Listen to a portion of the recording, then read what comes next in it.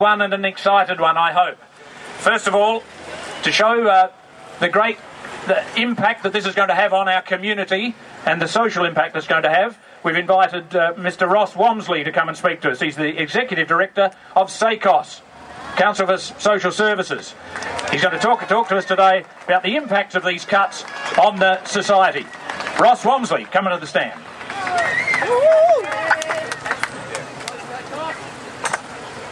Thank you. Today is not just about cuts to the public sector workforce, no matter how diabolical that this might be. Today I want to talk a little bit about the flow-on impact of these types of job cuts.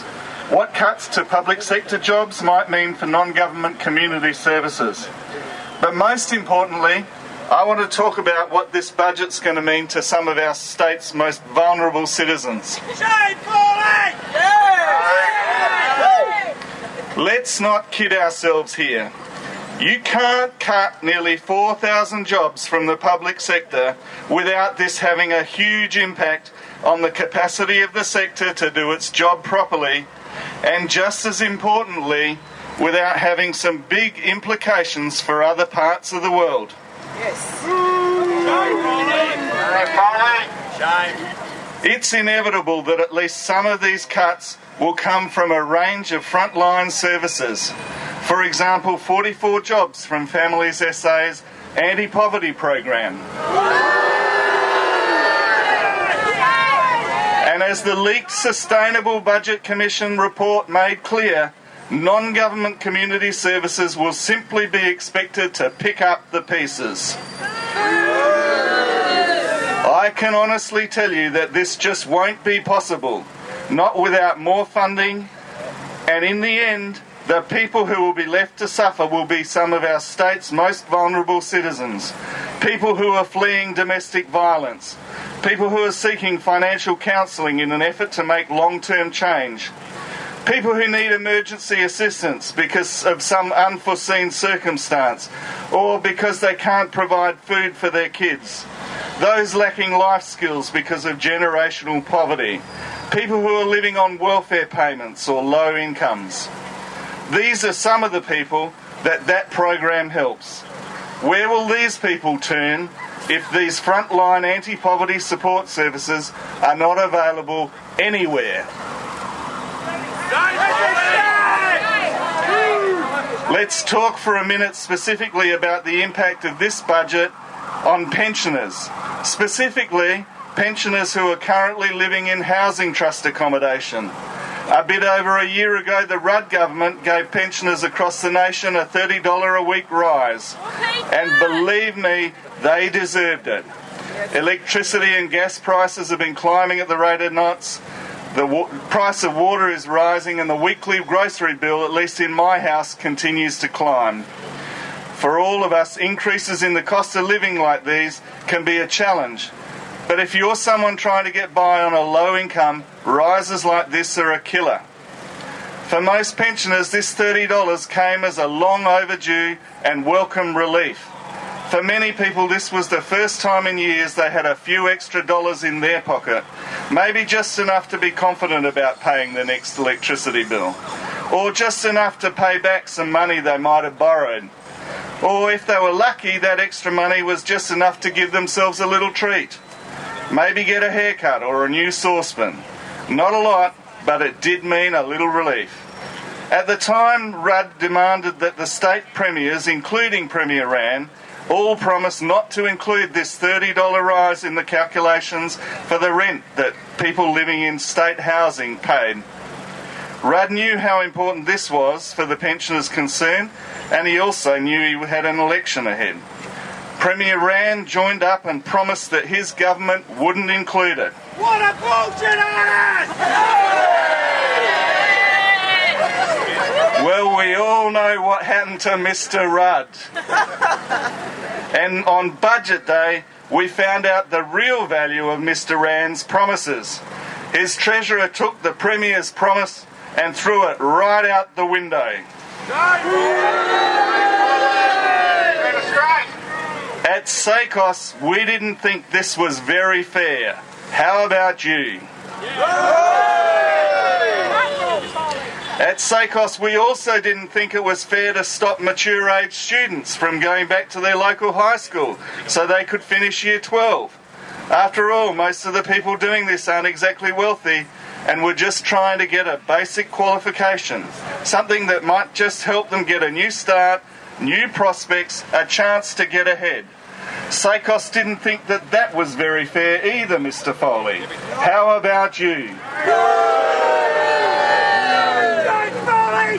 Now, there's something else we don't really understand about Foley's budget. The Premier frequently tells us that his government is about creating jobs and increasing the skills of young South Australians. It's a key part of the state's strategic plan. And we know that we've got a real problem with unemployment, especially long-term and youth unemployment. Just days from the budget, the Premier proudly leaked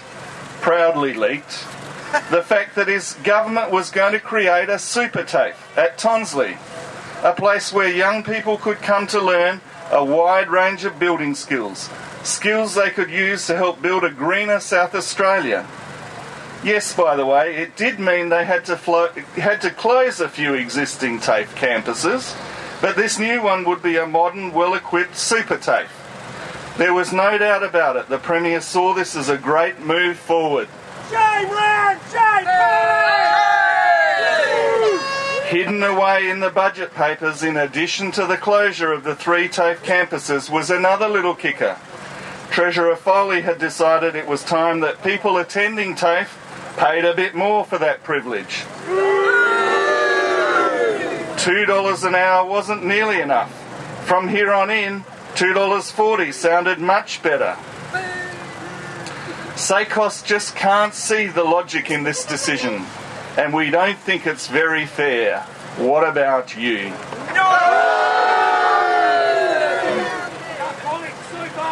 Let's be clear.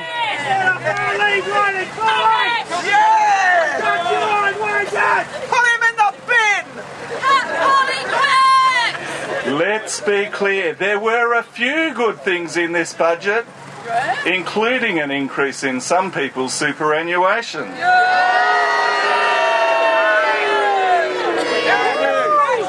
There was some extra money for people who live with a disability, but by crikey, wasn't that about time? And there was some extra welcome money to help kids in the care of the minister, and that too was incredibly overdue and welcome. There was $420 million for housing. Who cares that $419 million of this came from the federal government? After all, that's beside the point. And then, of course, there was the problem, the elephant in the room, the problem of the parks. In so many ways, Treasurer Foley's decision to just up and sell the parks represents just how out of touch he really is with ordinary South Australians.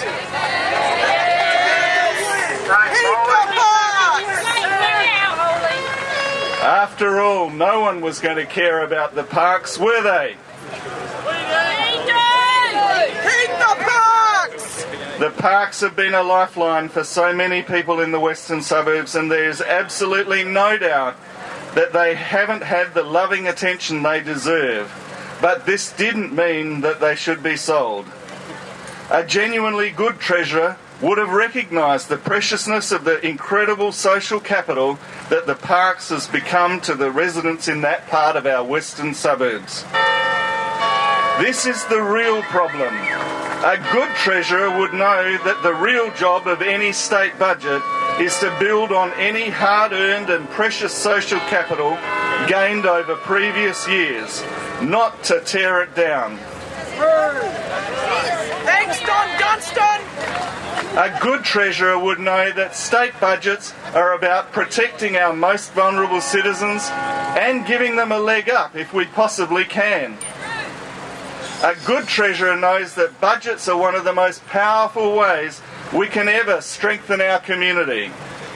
SACOSS doesn't think that this budget did anything like that. What about you?